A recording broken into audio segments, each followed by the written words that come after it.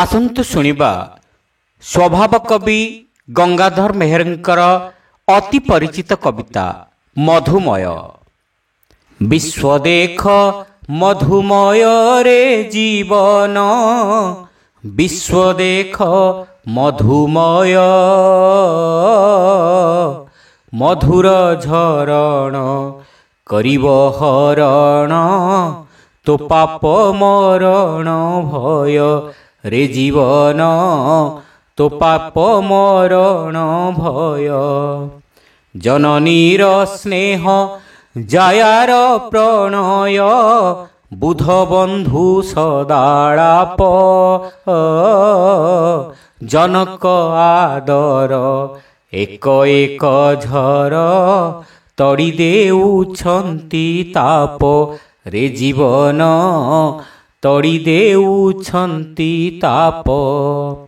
नव नव कर्म नव नव मर्म, नव नव ज्ञान पथ,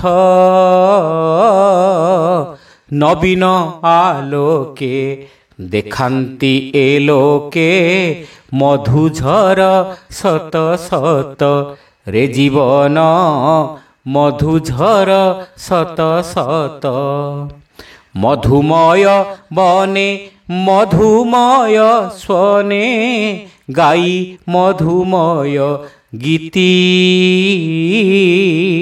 विहंगम गण पुरांति श्रवण, मधु ढाली नीति नीति रे जीवन, मधु ढाली नीति नीति।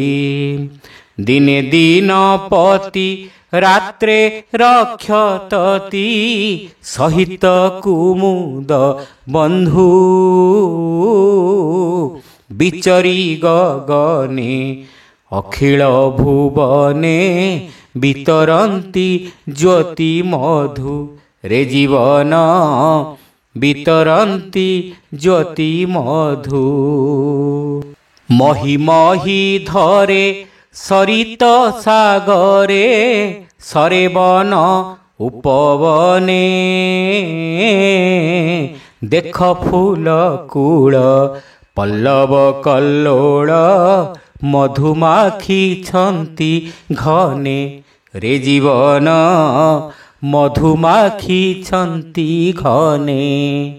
विश्वनाथंकर करुणा कंदर, मधुझर जन्मस्थल, चाहि झर प्रीति उच्च कले गति, पाइबु करुणाचल रे जीवन, पाइबु करुणाचल। हेले हे तू सान करुणा निधान, राज्य रे करिछु बास, तांक श्रीपयर बढ़ाइले कर, लाभे न हेबु निराश रे जीवन, लाभे न हेबु निराश।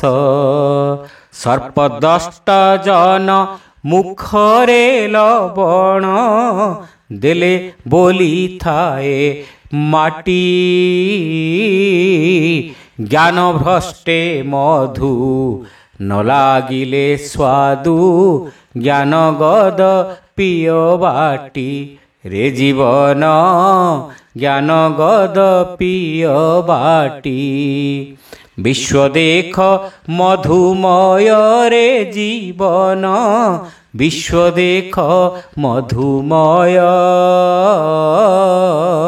मधुर झरण करिब हरण, तो पाप मरण भय रे जीवन, तो पाप मरण भय। स्वभाव कवि गंगाधर मेहरंकर एही मधुमय कविताटी उत्कल साहित्यर 1914 मसीहा अगस्ट संख्यारे प्रकाश पाइथिला। एही कविताटी सेतेबेले लोकमुखरे बहुल प्रशंसित होइथिला। श्रोता बंधु, कविताटी आपण मानकु केमिति लागिला कमेंट करी निश्चित जणाइबे। ଚ୍ୟାନେଲରେ ନୂଆ ହୋଇଥିଲେ ସବସ୍କ୍ରାଇବ୍ କରିବାକୁ ଭୁଲିବେ ନାହିଁ। ରହିଲୁ, ନମସ୍କାର।